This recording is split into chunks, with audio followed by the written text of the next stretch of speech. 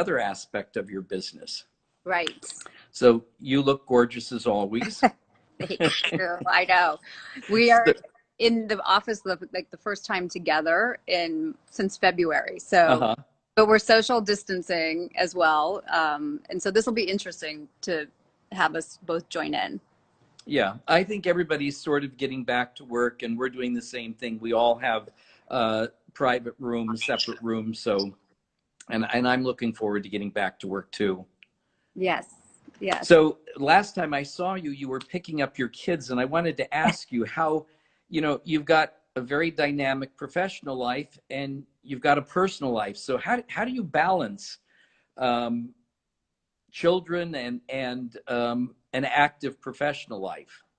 I don't know. But you know what? You It's just just do it. you just do it. I think that, when you're doing something you love, that makes all the difference. And, we're so lucky to have the clients that we have and do what we do. And the kids just bring kind of more meaning to everything for me. So I try to find the joy in it all, but it's challenging.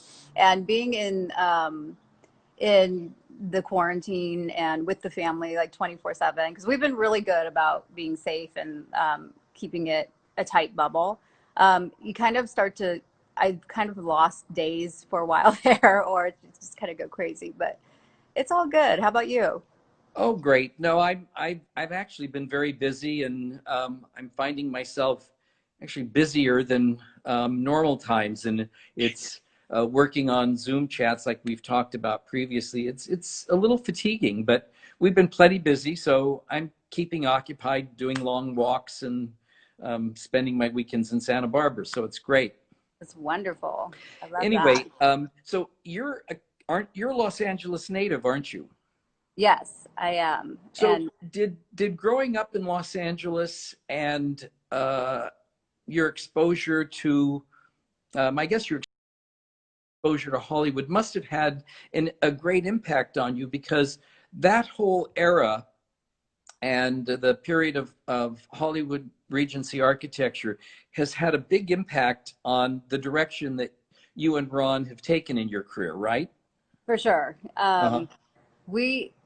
Hollywood Regency wasn't a trend, it was a trend before in this recent decade, but it's been here a long time, for many, many decades. And that is a big part of our DNA, whether it's the more is more mantra or just living an opulent lifestyle. We really love the layering and the glamour of Hollywood, and we're very proud to be from the Hollywood region. And, celebrities, actors, musicians, artists, and celebrating our heritage is really important to us.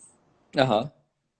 And, yes, I have so much nostalgia for older houses like my grandparents and friends' homes that, whether it was Beverly Hills, Beverly Wood to Orange County, even, all over Southern California, Palm Springs.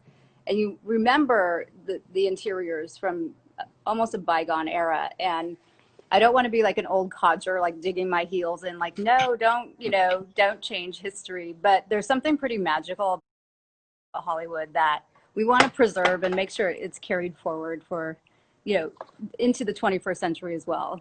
No, I think you're right. It's there's obviously something magical about it, because people from all over the world are enamored with it. Yes. So I think it's great that you guys are involved with that. And then we're going to talk to Ron in a little bit about your organization, about saving iconic architecture.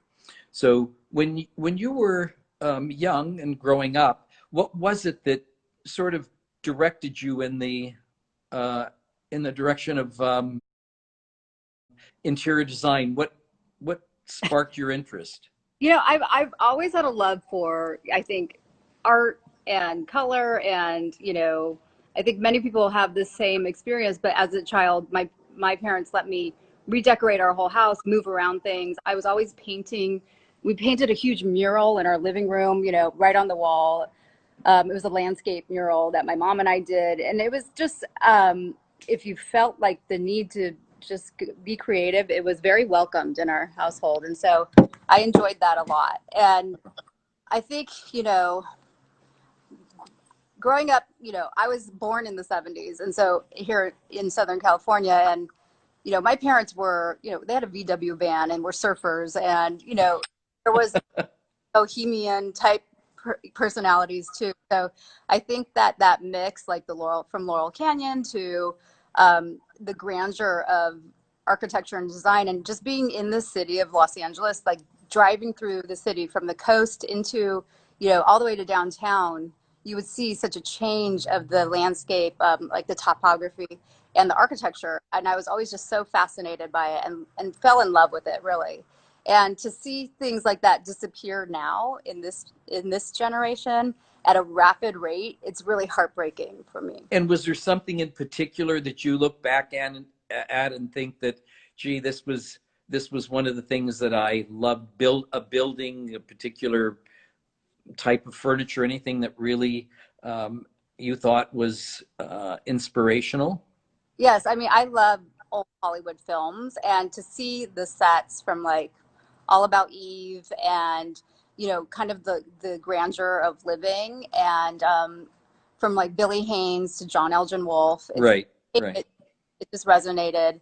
And to me, I thought, oh, that's how everyone knows that style, and everyone understands the look of California, whether it's from Wallace Neff to Paul Williams, even to a modern, era of the Schindlers. And, California is so full of modern or architectural gems, no matter what style it is. And so I didn't realize, like, not everywhere has this type of magic. And so I just really think it's important to put a spotlight on that, because um, even in our own backyard, I think a lot of people just No, don't. I think it is important. I think people tend to think of Los Angeles as an architectural wasteland. They think of Los Angeles as a cultural and architectural wasteland. We're Disneyland and, Universal Studios. And we're really a very rich culture here. We have some of the world's greatest museums. I mean, we're blessed to have the two Gettys, the Villa and And they're the both Getty Center. I mean, it's just amazing. extraordinary. And Yes, then we have museums all over town, and we have some great modern architecture here. Los Angeles is a young town, so we don't have 17th and 18th century palazzos here. Ours is mostly 20th century, and that's what we're known for. But right. that's what's in vogue today. So it is very exciting. It is. And even though we have a short history, it's really important. And I think more and more people are understanding that. And even that patchwork of experimental architecture, all kinds of hodgepodges of styles, that has become our type of architecture in California. Yes. And I think people come from all over the world to live this way, and it's important to keep it, even though we may take it, a lot of people take it for granted, I think. So most of the clients that are coming to you and Ron are interested. Are they interested in this period of architecture and design um, when they approach you, or do they learn about it from you? I think it's been such an evolution. I think in the earlier years of our Uh-huh. we would come across people who really wanted to do something different. They didn't want what anybody else had, and our style is more bold, and we are known for more kind of a Hollywood opulent look. And even though we do all kinds of design work, so we'd have to kind of reposition the client so that they understood the importance. If they had a notable house, like, not to tear it down and to work with what you have. I think a lot of people think old is bad and they want just new. Well, And that's the mentality in Los Angeles, I think. right, You know, exactly, and to tear it yeah, down. it's a modern city. Exactly. And so and that's wonderful too. And heck, there's 80% of things that go ahead, tear it down, and so we're really just focusing on some of the iconic things that have survived thus far, that have really weaved, this quilt of LA, and that you want to preserve to tell our story from a heritage standpoint. So especially architectural heritage. Mhm. So now clients, it's a nice parallel. We have a lot of clients that are long-term clients who have elevated, like, and graduated into, like, understanding the vocabulary of design, and from our teachings, I guess, but then also new clients who know what our mantra and like our passion is about preservation, and they come to us now for these very notable projects that have a pedigree and want to maintain that. Good. When you're doing something for yourself personally, do you have the same approach as and the same sort of style that you work with clients? I think so. I think our approach is, the way you evaluate a space, it doesn't change. At least for me, and in my own house with kids and stuff, it's some of that I just have to turn off. I literally, turn off. Like, um, bringing into context your design approach, it does change with every context. And so, Right. yeah, I constantly am looking at my house, and I have a historic house. It was built in 1965, so it's a case study style. It's not a Right.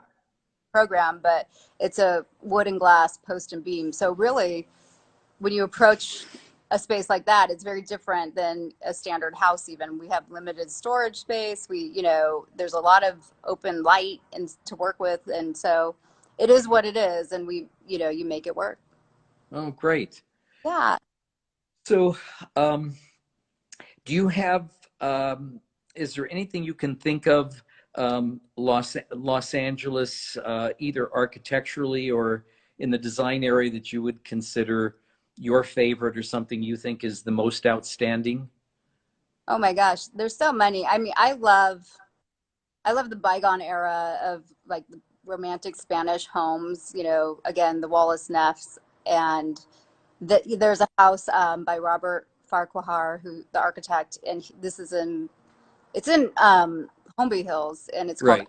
Applewood, and it's a mashup of like Italianite, I Spanish, know the house. Yeah. and it's gorgeous house. And it's still standing, but it's in danger, and so that's a big one we're championing. It was owned by Sonny and Cher. Right.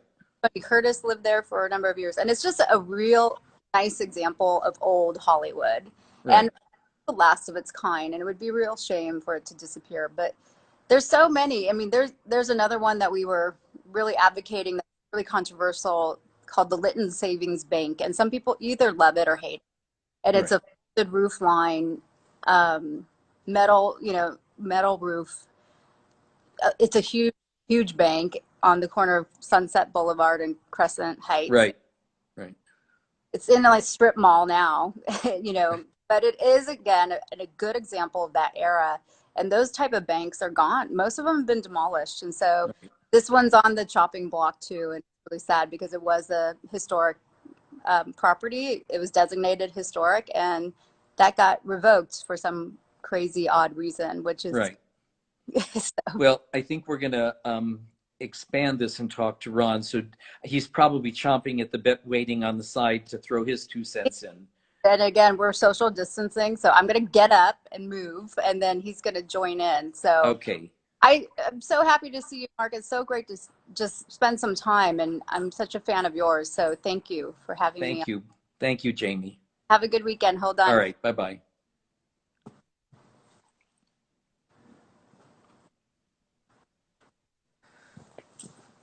Hello, everybody. Hi, Mark. Hi, Ron. How are you doing? I'm I'm gonna I'm gonna shift over a bit. All right. So were you listening to your associate there?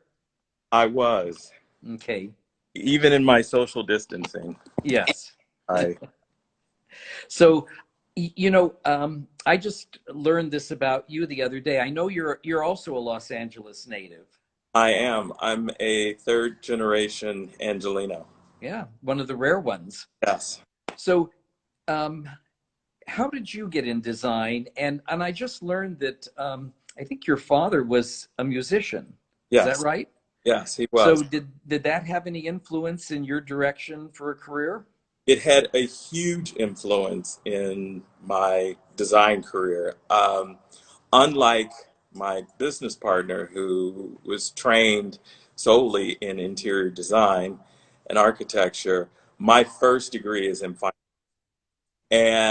But I always had this creative side. And as a kid, my room in the house, my mother always indulged me. It could never stay the same. I was always changing our house. And my dad worked with all of the greats, and he was in a quartet, um, and one of their biggest clients was Doris Duke. And so as a kid, I got to run around Doris Duke's house when they would be in their rehearsals. And when my mother was pregnant with me, she loved my father so much. She told my father, you know, when your wife has the baby, let me know what she has. I want to get you something. And she got me, it was a christening outfit by Christian Dior that she had made for me. Wow. Yeah, so I grew up in these types of grand houses, and I thought everybody lived that way. So Yeah. it was fun for me because he would take me on rehearsals with him all the time, and so I had a pretty fun childhood that way. But I got to see this really grand lifestyle of primarily Hollywood, Hmm. and so it gave me this That's had a tremendous impact on the direction you took. yes Yeah. direction.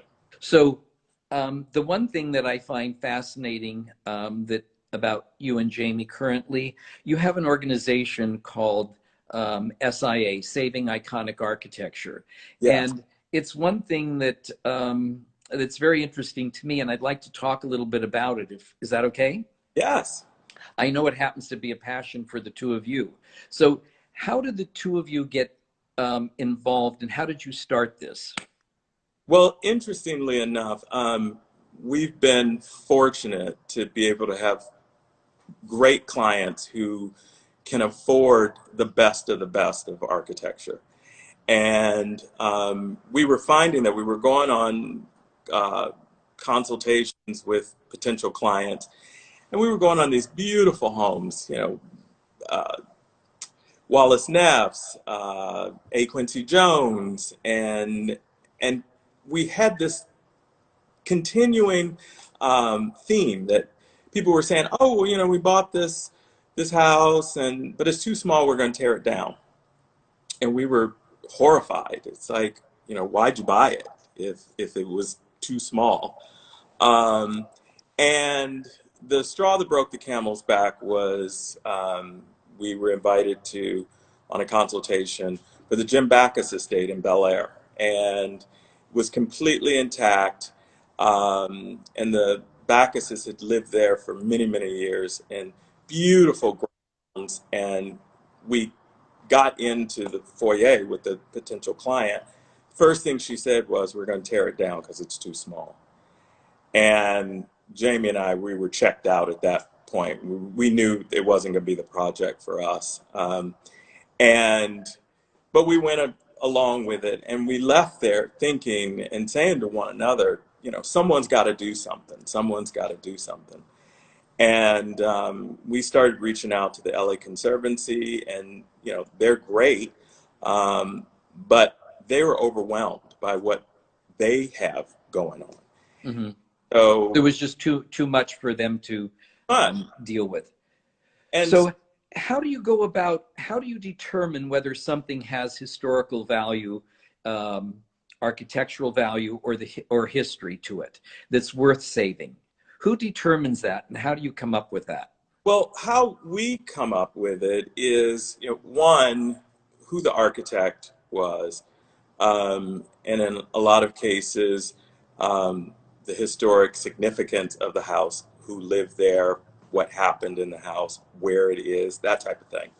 Um, and but primarily, you know, really good architecture that once it's gone forever, Hmm. and you're never going to see that type of architecture ever again. And again, it really goes back to the provenance of the house. You know, when you think about it, would anyone ever think about tearing Versailles down? No, you wouldn't. And it's really the same thing. We have some of the best architecture in this city. It's world class, and we're losing it in record numbers. And Hmm. so it we thought it was incumbent upon us to do something about it. Hmm. And Well, recently, which something that we all can remember is the loss of Notre Dame and it catching fire and being destroyed. Well, it's being rebuilt because it's such an important, it's a signature piece of architecture in the world. right, So it's very important.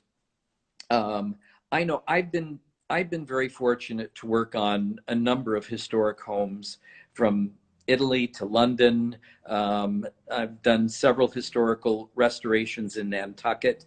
Um, my own guest house in Montecito, when I started to remodel it and rebuild it, I found out that it was a historical structure and that it was designed by Carlton Winslow, and they didn't want me to change anything in the exterior of the home because they said it was the finest example of that period of architecture that had been untouched.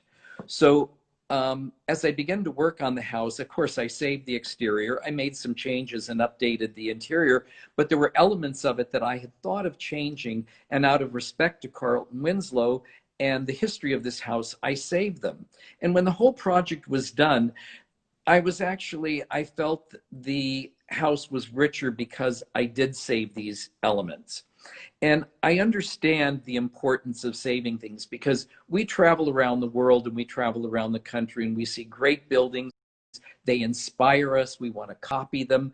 And we don't want to lose this. The reason we love going to Italy and to France and to South America is to see great architecture.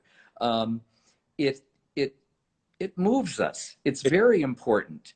And I have a home in Santa Barbara. So, and I think the magic of Santa Barbara is the whole community has a great feel to it. It's been preserved. And that's one of my attractions. And I know it's the attraction for most people. They love that feeling. mm-hmm. So it's important to save. Now, on the other hand, and we discussed this briefly the other day, um, I'm not one that likes living in the past. I always look forward. I look to the future. I look for things that are new. We have to progress. Life changes, lifestyle changes. So, how do we preserve what we have? How do we go about doing that? And how do we move forward so we can't possibly save everything? And we're living in a time today that every architect's a celebrity, every designer's a celebrity, every chef's a celebrity, every becomes noteworthy. So how do we distill that down and have a select amount of items in each category that we deem worthy of saving? Well, first of all, I mean, let's just cut to the chase. There's a lot in Los Angeles that does need to be torn down. And, Right. and I'll be the first one to help. But at the same time, there's so many other good pieces of architecture that form the fabric of how our city was formed. And when you take that away, you're taking that history away forever. And so oftentimes there are projects, and sometimes people feel like just because I have a historic house or noteworthy house that I can't make any changes to it. And that's not true. I mean, you can make the interior of a house specifically for the 21st century. And that's not what we're saying. We're not anti-growth by any means. But, when you think about it, like we were talking about Italy and France, if you had a house or a flat in Mayfair, you couldn't begin to think about tearing that flat down Mm-hmm. Mm-hmm. just because you wanted something new. Now, you could do interesting things to the interiors, and we've done that. There was a house, a noteworthy house in Hancock Park that we worked on with a client. And from the outside, it was a 1940s colonial.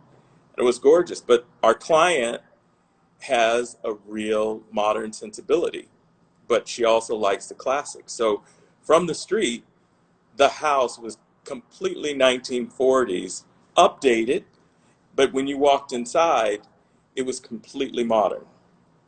So there's a way of coming to a happy median on this. And but the hard part, as you said, everybody wants to be a developer, everybody wants to be a celebrity architect. And if you drive down our streets now, there's just box after box after box, and that's not going to be noteworthy in years to come. You know, we say you look at the 70s and go, oh God, that's an ugly 70s, or that's an ugly 80s. Well, there's some that have a history that is wider than that, that make the fabric of this city. And right. And also, given time, a lot of buildings that were considered mediocre in their days become noteworthy. I was very fortunate many, many years ago to work on the Kaufman House in Palm Springs. And it's probably Neutra's most famous work. And at the time, he wasn't recognized as the significant architect he is today. And we preserved the house. We did make some changes inside. And I think if I was going to approach that project today, I would look at it very differently, because it's such an iconic and a famous piece of architecture. You know, Julius Schumann did some of his greatest photographic work at that house. There's a photograph where he had women from the 60s sitting around sitting around the swimming pool with big hairdos and cocktails, and it's wonderful. And I think of, you know, Paul Williams and some of the great architects here in Los Angeles. Now, one of the things I go back and forth on the fence about. I recently purchased a new home in Santa Barbara, and I'm in the process of rebuilding it. And I haven't started yet, but I found out that they think it may have historical value. Now, and I may be limited to what I can do to this house. And had I have known this prior to purchasing it, I probably wouldn't have bought the house. Or I would have had the historical review done before I purchased it to find out what I could do, because that would determine what I could do to this structure. And I'm just wondering, going forward, if people are purchasing a home, is it a good thing to have a historical review done on it prior to purchasing it, to find out if you can add a master suite? Can you expand this? Can you change this? Because if you purchase something and find out your options are limited, I know a lot of people that they get very angry about this. They're not interested in preserving it. They feel it's their piece of property. They should be able to do what they want with it. So I'm just wondering if in the future, if we should be reviewing these pieces prior to them being sold, so that people are aware of this up front. that they know what they're getting into. Yes. With that said, SIA, we're working on an initiative with the city that's called the Places of Significance Protection Act. And that is what that's going to do, is if you buy a house, you're going to know what you're getting into. Right. And you are not going to just be able to tear it down. And that's the problem that we have here so oftentimes. There's something that's called adaptive reuse, that you can build upon something that's already there, that you don't have to tear it down. You can add to it. You can make it something interesting, but just not tear it down. It still has a life to it.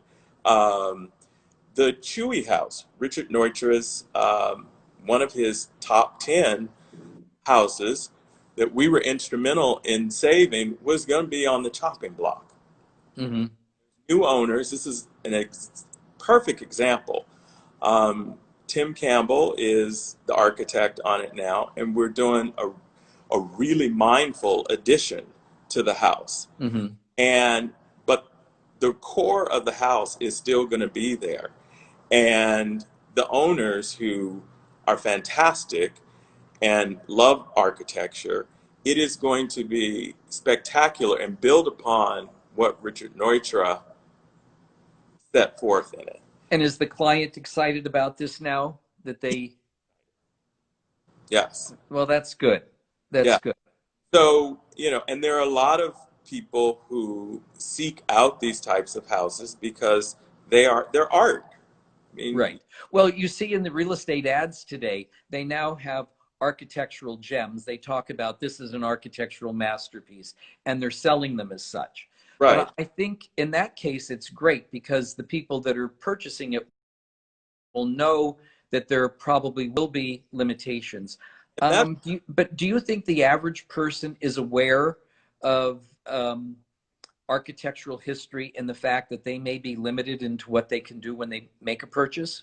well, and again, because our city has been really lax on architectural preservation, I'm going to give some people a pass on this. They just don't know what they don't know. But if there's legislation put into place where, again, I go back to places in Europe, you wouldn't even begin to think about tearing a house down because you couldn't. No, you can't. I mean, a friend of mine who was studying urban planning and design in Italy years ago said, Rome is a dead city. He said, you put the shovel in the ground and you hit something historic. You hit some monument, something. So he said, you can't do anything without the approval of the government. Right. And so when he moved to LA, he was very excited because he said, Rome's a dead city. As a young architect, I can come to Los Angeles and create anything I want. And I had never really looked at it that way. And I thought, how exciting for somebody like that. And that's why I was asking you the question about living, in the past and going into the future. This is something we could, it's really passionate to me, and I know it is to you and Jamie, and I could talk for hours about this. And unfortunately, we don't have the time. Uh, But I would love to carry this conversation on further at some point in the future if you'd be interested.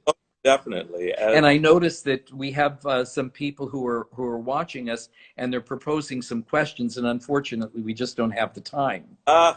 Yeah. So anyway, is there anything you'd like to say about your organization in closing? Well, I would welcome people to get to know what we're doing, and how we're doing it and how we're trying to save our city.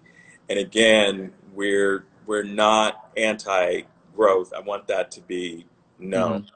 Mm-hmm. And yes, Los Angeles is a city of discovery. People come here to become something they've always dreamed of. But at the same time, it can't be sacrificed by our history and what Right. made and brought from here. And so I think we are hell bent on this journey of saving our city, and we welcome everyone to join us. I will give you the web address. It's siaprojects.org, and people can go on and see what we're doing and seeing what we've accomplished and why we've done it. And we hope we can garner more and more support.